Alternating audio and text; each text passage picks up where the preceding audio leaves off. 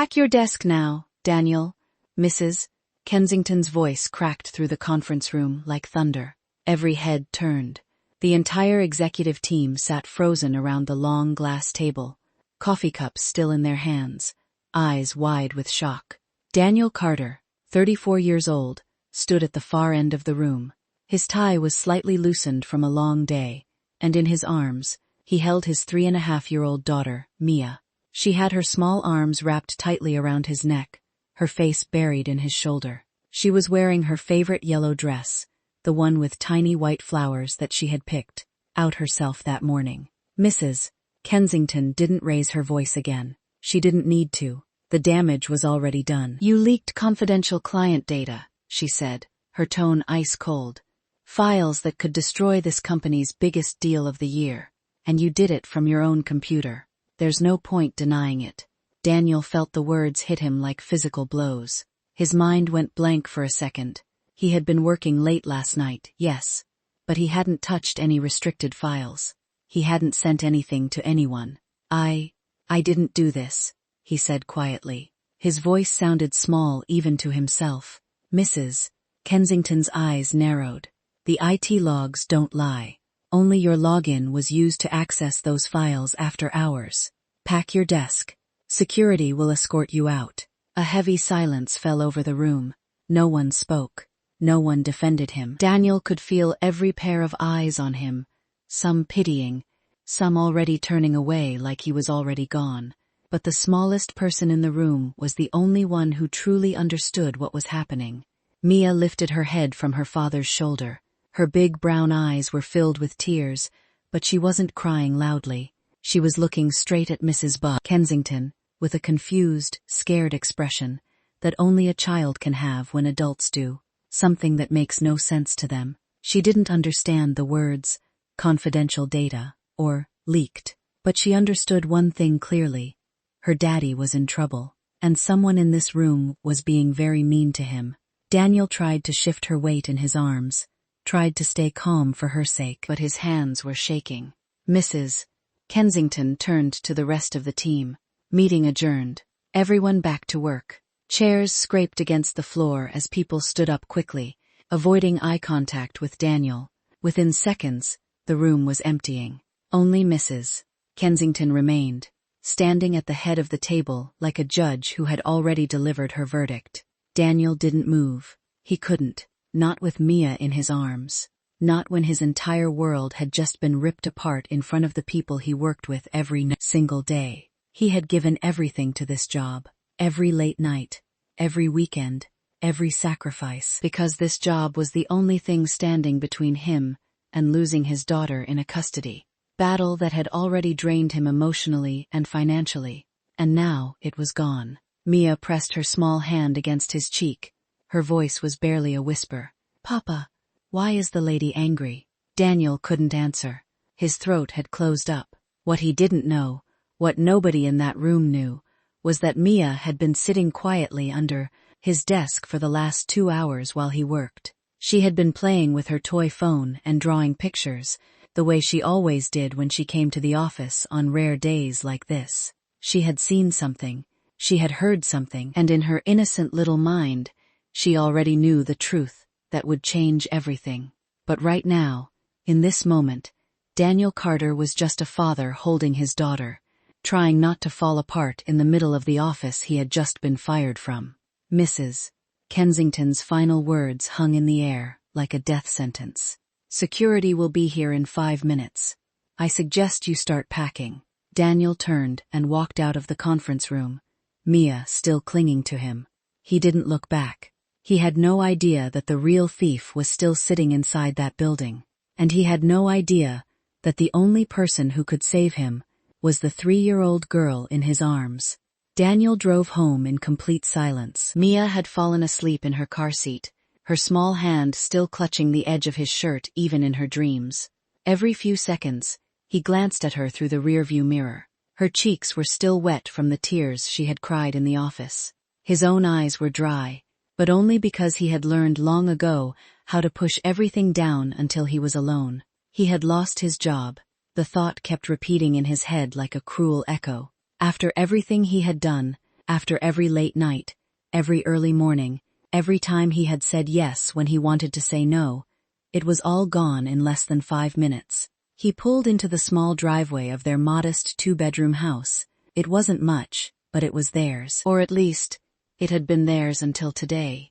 Daniel gently lifted Mia out of the car without waking her. She was light, too light for her age. He had noticed that lately.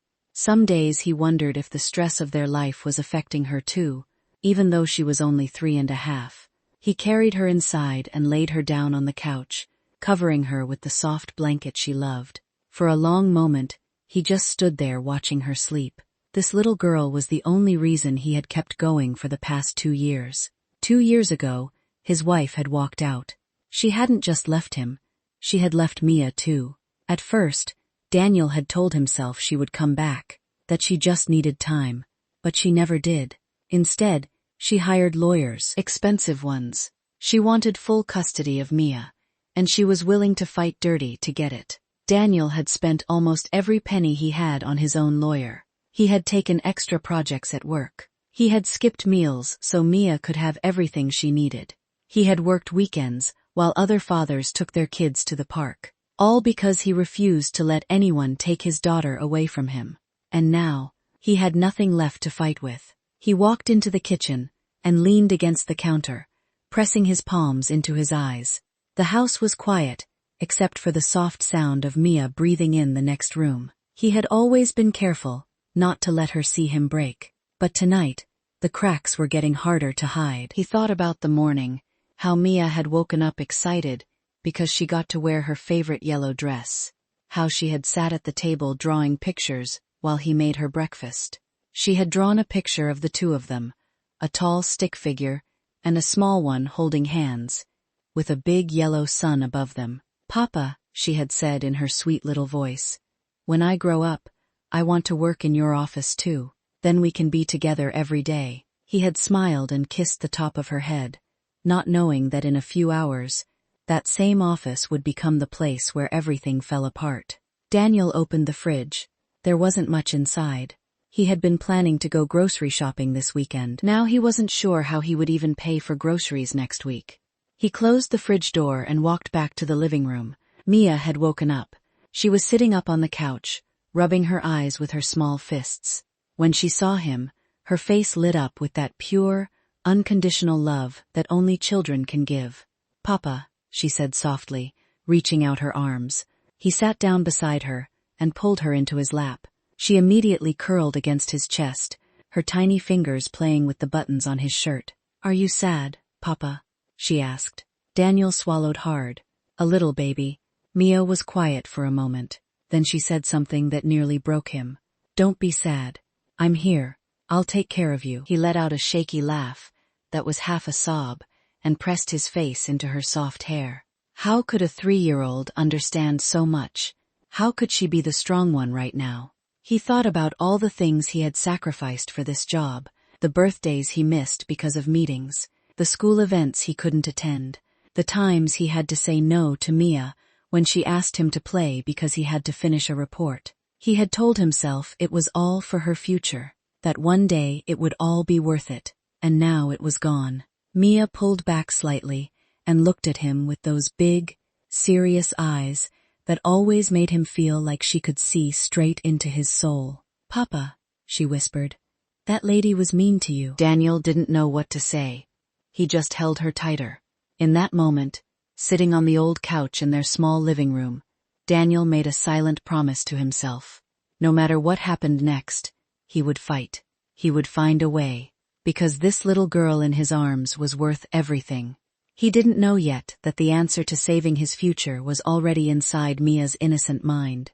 He didn't know that the very next day, everything would change again, because of something his daughter had seen and heard while quietly playing under his desk. All he knew right now was that he had to be strong for her, even when he felt like falling apart. Mia rested her head against his chest again and whispered one more time before closing her eyes. "I love you, Papa. You're the best papa in the whole world." Daniel closed his eyes and held her like she was the only thing keeping him from drowning. And in many ways, she was. The next morning, Daniel woke up before his alarm. His eyes were heavy from barely sleeping. Mia was still curled up beside him on the bed. She had climbed in sometime during the night, and refused to go back to her own room. He watched her for a moment, her small chest rising and falling peacefully, completely unaware that their world had already started to crack. He didn't want to go to the office today. Every part of him wanted to stay home, hold his daughter, and figure out what to do next. But he couldn't afford to miss work.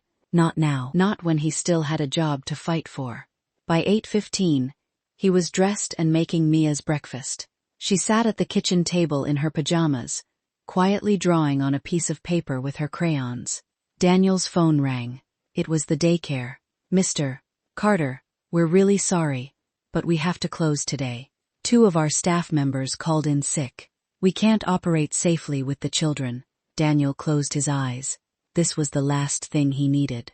He looked at Mia. She was humming softly to herself, while coloring a big yellow sun. He couldn't leave her alone, and he had an important client presentation at 11. There was no choice. "Mia," he said gently, kneeling beside her chair, "how would you like to come to Papa's office today? You can bring your drawings and your toy phone. You'll have to be very quiet, okay?" Mia's face lit up. "Really? I can come with you?" He forced a smile. "Really? But you have to promise to stay in my cabin and play quietly." She nodded seriously, like she understood the weight of the promise. By 9:30, they were walking through the glass doors of the office building. Daniel held Mia's hand tightly as they rode the elevator up. She was wearing her yellow dress again and carrying her small pink backpack filled with crayons, and her toy phone. The office was already busy, phones ringing, keyboards clicking, people moving quickly between desks. Daniel kept his head down as he walked Mia to his cabin at the far end of the floor. He didn't want anyone asking questions. He settled her under his desk with a small blanket and her drawing book. "Stay right here, okay? Papa has a meeting soon. If you need anything, just call me quietly." Mia nodded, and immediately started arranging her crayons on the carpet. Daniel sat down and tried to focus on his laptop, but something felt off. Across the floor, near the IT department, he noticed Mark, the IT head, standing near the server room. Mark was usually calm and professional. Today, he looked tense. He kept glancing over his shoulder while typing something on his phone. When one of the junior IT guys approached him, Mark quickly locked his screen and walked away. Daniel frowned, but pushed the thought aside. He had his own problems to deal with. At 10:45, Mrs. Kensington's assistant sent a message in the group chat. "Emergency meeting in conference room A at 11. All managers required." Daniel's stomach tightened. Emergency meetings were never good. He looked under the desk. Mia was still drawing peacefully, completely lost in her own little world. He didn't want to leave her, but he had no choice. "Mia," he whispered, "Papa has to go to a meeting for a little while. Don't come out, okay? I'll be back soon." She looked up at him and gave him a small thumbs up. "Okay, Papa." Daniel stood up, adjusted his tie, and walked toward the conference room. As he passed the IT section, he saw Mark again. This time, Mark was standing at Daniel's desk, the one he had just left. He was leaning over the computer, his fingers moving quickly across the keyboard. Daniel stopped for a second. Mark noticed him and straightened up immediately. A strange smile appeared on his face. "Hey Daniel," he said casually, "just checking something on the network. Everything looks fine from here." Daniel nodded slowly. "Okay, thanks." But something in Mark's eyes didn't match his relaxed tone. Daniel continued walking, but the uneasy feeling in his chest grew stronger. He told himself he was being paranoid. He had bigger things to worry about, like surviving whatever this emergency meeting was about. He had no idea that in the next 30 minutes, his entire life was about to be destroyed. And he had no idea that the only person who had seen exactly what Mark was doing was the 3-year-old girl quietly drawing pictures under his desk. Conference room A was already full when Daniel walked in. 12 managers sat around the long table. Some were checking their phones. Some were talking in low voices. The air felt heavy, like everyone already knew something bad was about to happen. Mrs. Kensington stood at the head of the table, Her face was cold and unreadable. She didn't ask anyone to sit down. She didn't waste time with small talk. She looked straight at Daniel. "Close the door," she said. Daniel closed it behind him. His heart was already beating faster than normal. Mrs. Kensington didn't sit either. She placed both hands on the table and leaned forward slightly. "Someone in this company has betrayed us," she began. Her voice was calm, but there was steel underneath it. "Last night, confidential client files were accessed and sent to an external email address. Files that contain sensitive information about our biggest upcoming deal. If this information gets into the wrong hands, we could lose everything." A murmur ran through the room. People shifted in their seats. Daniel felt a cold feeling crawl up his spine. Mrs. Kensington's eyes locked onto him, and the only person whose login was used to access those files after hours was you, Daniel. The room went completely silent. Daniel felt like someone had punched him in the chest. For a second, he couldn't even speak. "What?" he finally managed to say. "That's not possible. I didn't access any restricted files last night. I was working on the presentation, that's all." Mrs. Kensington didn't blink. "The IT logs don't lie," she said. "Your credentials, your computer, your login time, 11:47 p.m. The files were copied and emailed at 11:52 p.m. Daniel's mind was racing. He had been home by 10:30 last night. He remembered clearly, because Mia had woken up with a bad dream, and he had stayed with her until she fell back asleep. There was no way he could have been in the office at 11:47. "This is a mistake," he said, his voice rising. "I wasn't even here last night. Check the security cameras. Check the building logs. I left at—" "We already checked," Mrs. Kensington cut him off. "The cameras in the parking lot show your car leaving at 10:25, but the files were accessed from your computer inside the building. So either you came back, or someone used your login." She paused. The silence in the room was suffocating. Daniel looked around at his colleagues. Some avoided his eyes. Some looked shocked. A few looked almost satisfied, like they had been waiting for something like this to happen to him. "I didn't do this," he said again. Louder this time. "I would never do something like this. This company has been my life for the past 4 years. Why would I destroy it?" Mrs. Kensington's expression didn't change. "Because you're in the middle of a messy custody battle," she said coldly. "Because you need money. Because desperate people do desperate things." The words hit Daniel like a slap across the face. She had brought up his personal life in front of everyone. She had used his pain as evidence against him. Something inside him snapped. "How dare you," he said, his voice shaking with anger. "How dare you bring my daughter into this? I have worked harder than anyone in this room.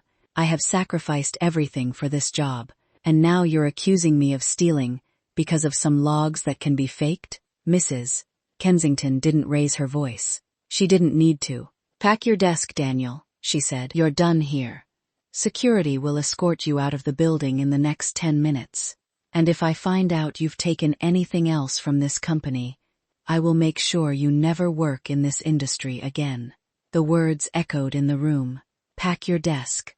Daniel stood there, frozen. His career, his reputation, his ability to fight for his daughter, everything was being ripped away from him in front of 12 people who said nothing.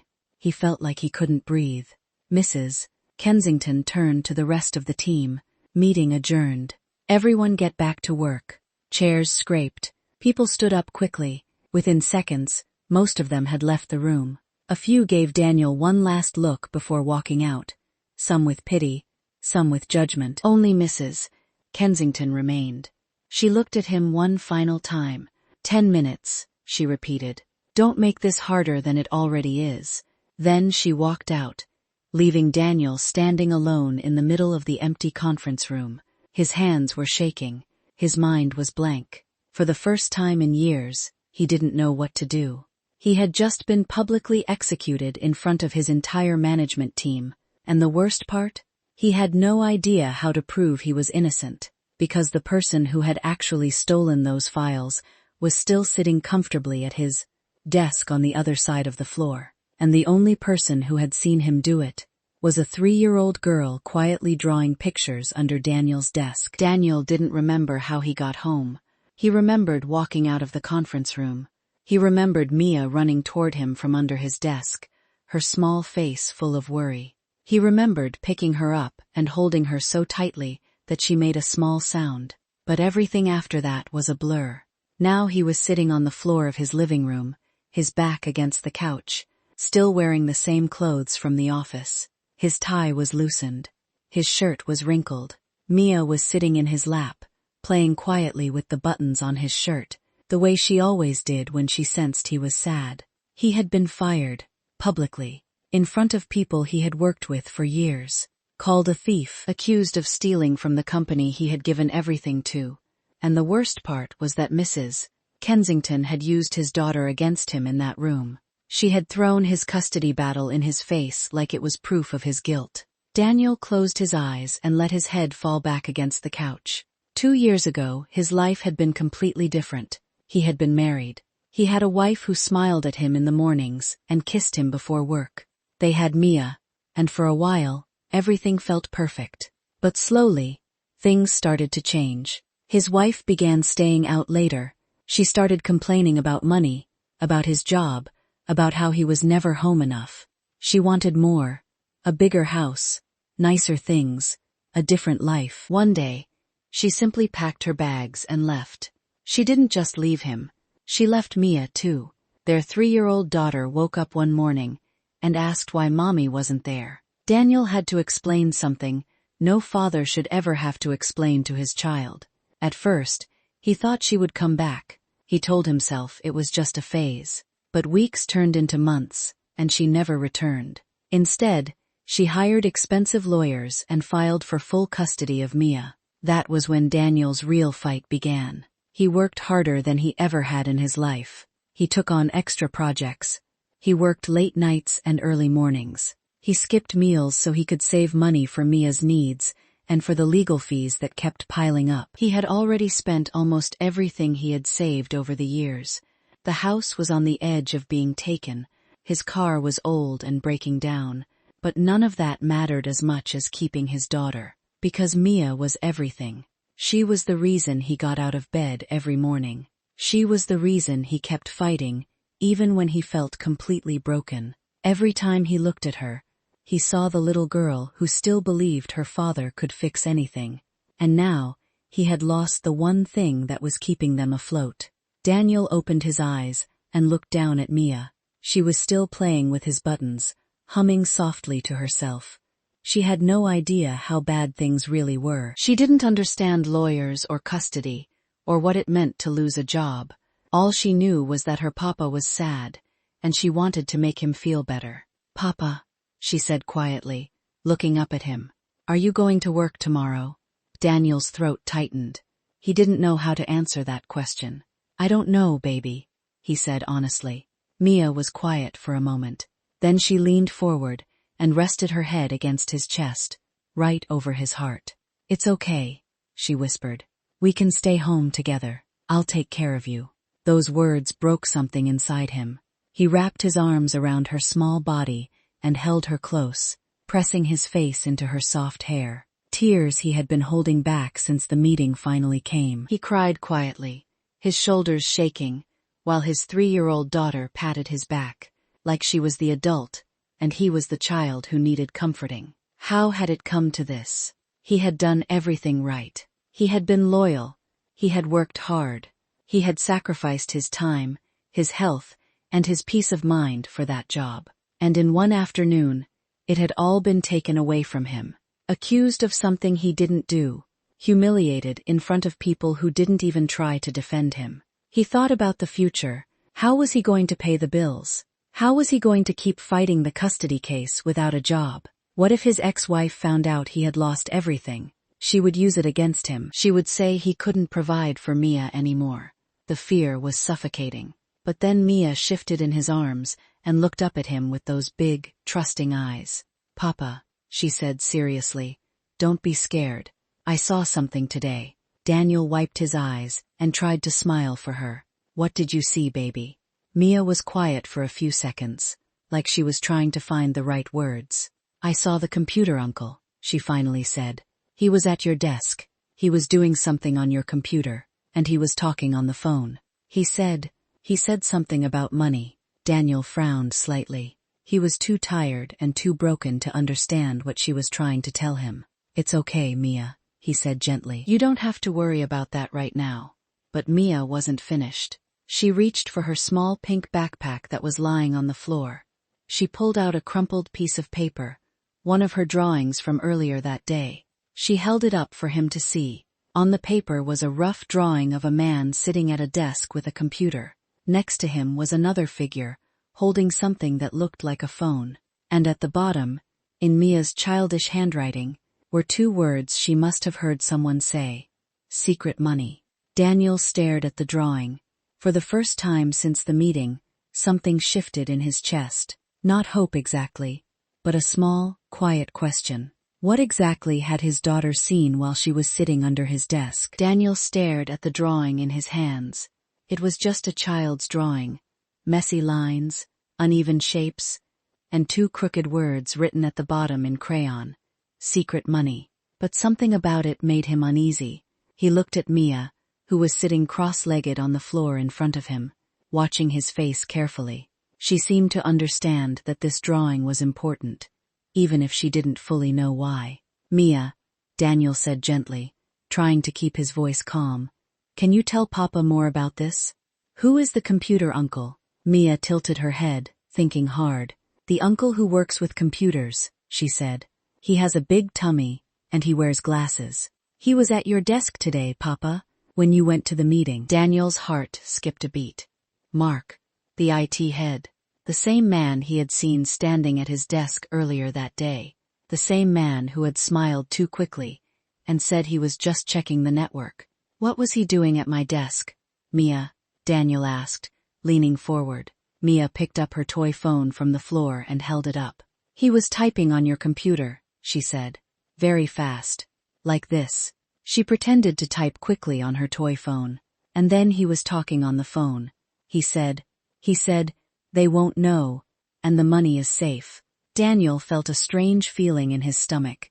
He wanted to believe it was nothing. He wanted to tell himself that Mia was just a 3-year-old who had misunderstood something she saw. But the way she was speaking, so serious, so sure, made him pause. What else did you hear, baby? He asked. Mia thought again. He said something about a deal, and then he said secret money on the phone. I heard him. I was under the table, Papa. He didn't see me. Daniel's mind was racing now. Could it be possible? Could Mark have used his computer while he was in the meeting? Could the IT logs have been wrong? Or worse, could someone have deliberately made it look like Daniel was the one who accessed the files? But why would Mark do that? And what was this secret money Mia kept mentioning? He looked at the drawing again. The figure Mia had drawn sitting at the desk did look a little like Mark. Round body, glasses, sitting in front of a computer. And next to him, another figure holding something that could be a phone. Daniel felt a small spark of something he hadn't felt since the meeting. Hope, but it was mixed with fear. What if he was wrong? What if Mia had just imagined the whole thing? She was only 3.5. Kids that age mixed up stories all the time. What if he was just desperate to believe something? Anything that could explain what had happened to him today. He didn't want to get his hopes up only to have them crushed again. But at the same time, he couldn't ignore it. Daniel gently took Mia's small hand in his. Mia, he said softly, this is very important. Are you sure you saw the computer uncle at Papa's desk? And you're sure you heard him say those things? Mia nodded without hesitation. I saw him, Papa, and I heard him. He was being sneaky, like when I try to take cookies from the jar when you're not looking. Despite everything, Daniel almost smiled. Almost. He looked at the drawing one more time. If what Mia was saying was true, then someone had deliberately framed him. Someone had used his computer to steal those files and make it look like he was the thief. And that someone was still walking around the office like nothing had happened. Mark. The name kept coming back to him, but Daniel had no proof. Only the word of a 3-year-old girl and a messy crayon drawing that said secret money. Would anyone believe him? Would Mrs. Kensington even listen? And what if he was wrong? What if he accused the wrong person and made everything worse? Daniel felt the weight of all these questions pressing down on him. He didn't have answers yet, but for the first time since he walked out of that conference room, he had something he didn't have before. A question. And that question was slowly turning into something else. Suspicion. That night, Daniel couldn't sleep. Mia was sleeping peacefully in her bed, but Daniel sat at the kitchen table with her drawing in front of him. The words secret money stared back at him under the dim light. He had gone over everything in his mind again and again. Mark standing at his desk, Mia's description of the phone call, the timing of the file leak.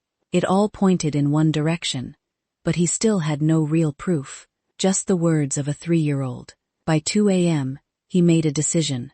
He needed answers. The next morning, Daniel dropped Mia off at a neighbor's house and drove to the office. He wasn't supposed to be there. Security had already been told not to let him in, but he still had his access card from the day before. It hadn't been deactivated yet. He waited until most people had gone for lunch, then slipped into the building through the side entrance. His plan was simple. He needed to check something on Mark's computer, or at least find some clue that could prove what Mia had seen. But as he walked past the IT department, he noticed something strange. Mark's desk was empty, but his computer was still on, and he wasn't alone. A man Daniel had never seen before was standing next to Mark's chair. He was wearing a dark suit and speaking in a low voice. Mark looked nervous. He kept glancing around like he was afraid someone would see them. Daniel quickly stepped behind a pillar and listened. "The client is getting impatient," the man in the suit was saying. "They want the rest of the data by Friday. If we don't deliver, the deal is off." I know, Mark replied, his voice tense. "But things got complicated yesterday. That guy Daniel got blamed for the leak. It bought us some time, but Mrs. Kensington is asking too many questions now." Daniel felt his blood run cold. They were talking about him. The man in the suit leaned closer. "Just keep your head down. We already made it look like it was him. As long as no one checks the actual access logs too carefully, we're fine. The money is already in the offshore account. Once we deliver the final files, we disappear." Mark nodded quickly. Daniel's mind was spinning. This wasn't just about framing him for a simple data leak. This was bigger, much bigger. Mark wasn't working alone. There was someone on the outside, a buyer, who was paying for the company's confidential information. And they had used Daniel as a scapegoat to cover their tracks. He needed proof. He needed something solid that he could take to Mrs. Kensington. But how? He couldn't just walk up and accuse them. He had no evidence except what a 3-year-old had told him. And if he went to Mrs. Kensington now without proof, she would probably have him removed from the building again. Or worse. Daniel quietly backed away from the pillar and made his way toward the exit before anyone saw him. As he drove home, his thoughts were racing. Who was the man in the suit? How long had Mark been doing this? How many files had they already sold? And most importantly, how was he supposed to prove any of this? When he reached home, Mia was waiting for him at the neighbor's house. The moment she saw him, she ran into his arms. "Did you find the computer, Uncle, Papa?" she asked innocently. Daniel held her tightly. "Not yet, baby," he said. "But I'm trying." That evening, after Mia fell asleep, Daniel sat on the couch with his laptop. He started searching for anything he could find about Mark. Old emails, old projects, anything that might connect him to someone outside the company. But every time he thought he was getting close to something, he hit a wall. He had no access to the company servers anymore. He couldn't check the real access logs. He couldn't prove that someone had used his login while he was in the meeting. All he had was Mia's drawing and her memory of a conversation she had overheard. Was that enough? Daniel leaned back and closed his eyes. For the first time, he realized how alone he really was in this. No job, no proof, no one who believed him, and somewhere out there, Mark and the man in the suit were still moving forward with their plan, selling the company's secrets, while Daniel took the blame. He didn't know what to do next. He didn't know if he should go back to the office and confront Mark. He didn't know if he should try to reach Mrs. Kensington again. He didn't even know if he was putting himself and Mia in danger by digging deeper. All he knew was that the truth was out there, and right now, it felt completely out of reach. Daniel didn't sleep that night. He kept going over everything in his mind. Mark's conversation with the man in the suit, the offshore account, the way they had used him as a scapegoat. He had no solid proof, only Mia's drawing and her memory of what she had heard. But as the hours passed, one thought kept coming back to him. Mia had seen it happen. She had been there. She had watched Mark use his computer. She had heard the conversation. And even though she was only 3.5 years old, she had understood enough to draw it and tell him. By morning, Daniel made his decision. He wasn't going to stay quiet anymore. He dressed Mia in her favorite yellow dress, packed her small pink backpack, and drove back to the office. This time, he didn't try to hide. He walked straight through the front doors with his daughter's hand in his. Security tried to stop him at the entrance. "Sir, you're not allowed in the building anymore. I need to speak to Mrs. Kensington," Daniel said firmly. "And I'm not leaving until I do." Before the guard could argue further, Mrs. Kensington's assistant appeared. She looked surprised to see him. "Mrs. Kensington is in a meeting," she said. "Then I'll wait," Daniel replied. "But I'm not leaving." 20 minutes later, he was sitting in Mrs. Kensington's office with Mia on his lap. Mark had also been called in. He looked nervous the moment he saw Daniel and Mia together. Mrs. Kensington sat behind her desk, her expression cold. "You have 5 minutes," she said. "And this better be good." Daniel took a deep breath. "I didn't leak those files," he began. "But I know who did." He looked directly at Mark. Mark forced a laugh. "This is ridiculous. You're just trying to save yourself." Daniel ignored him and turned back to Mrs. Kensington. "Yesterday, while I was in the meeting, someone used my computer," he said. "They accessed the files and sent them, and the only person who saw it happen was my daughter." Mrs. Kensington raised an eyebrow. "Your daughter?" she repeated, looking at Mia like she was a joke. Mark smirked. "This is getting pathetic, Daniel." But Daniel wasn't finished. He gently lifted Mia off his lap and placed her drawing on Mrs. Mark Kensington's desk. "Mia was sitting under my desk the whole time," he said quietly. "She saw everything, and she drew it." Mrs. Kensington picked up the paper. It was the same messy drawing. A round man at a computer, another figure with a phone, and the words, "secret money" at the bottom. Mark's face went pale. Mrs. Kensington looked confused. "This is just a child's drawing.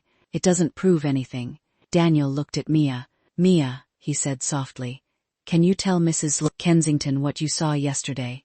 Mia looked at the 3 adults in the room. She seemed a little scared, but she held onto her father's hand tightly.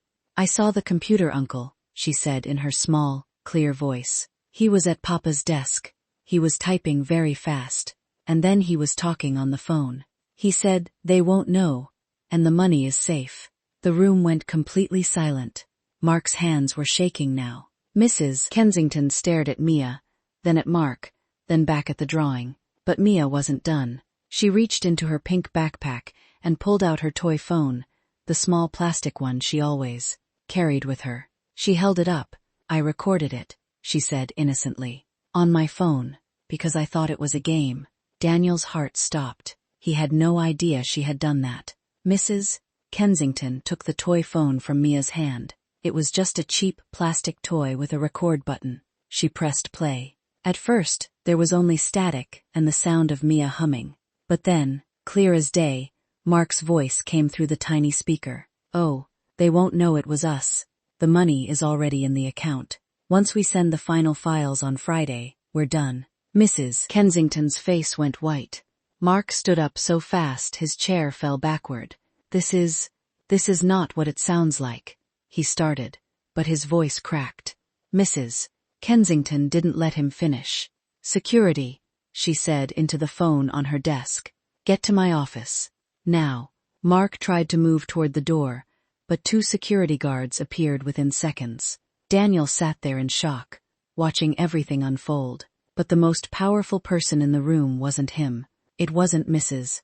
Kensington. It wasn't even Mark, who was now being held by security. It was the 3.5-year-old girl, standing beside her father's chair, still holding his hand, with her toy phone in the other. She had just brought down a man who thought he had gotten away with everything, and she had done it without even understanding how important it really was. Mrs. Kensington looked at Mia for a long moment. Something in her eyes had changed. Then she looked at Daniel. "I think," she said slowly, "we need to talk." The next few hours felt like a dream. Mark was taken away by security. Mrs. Kensington spent almost an hour on the phone with the company's legal team and the police. Daniel sat quietly in the waiting area with Mia on his lap.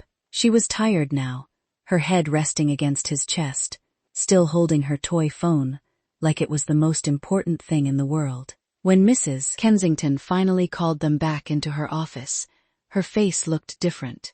The cold, hard expression she usually wore was gone. She looked tired, and something else, almost guilty. She asked Daniel to sit down. "I owe you an apology," she said quietly. "A big one." Daniel didn't know what to say. He just listened. "I was wrong about you," Mrs. Kensington continued. "I was so focused on protecting the company that I didn't stop to think. I judged you based on your personal situation, instead of looking at the facts. That was unfair, and I'm sorry." She looked at Mia, who was now half asleep in Daniel's arms. "And I especially owe an apology to your daughter," she said with a small, sad smile. "She did what none of us adults could do. She told the truth when it mattered most." Daniel felt his throat tighten. Mrs. Kensington leaned back in her chair and was quiet for a moment. "I had a son once," she said suddenly. Her voice was softer now. "He would have been about your daughter's age.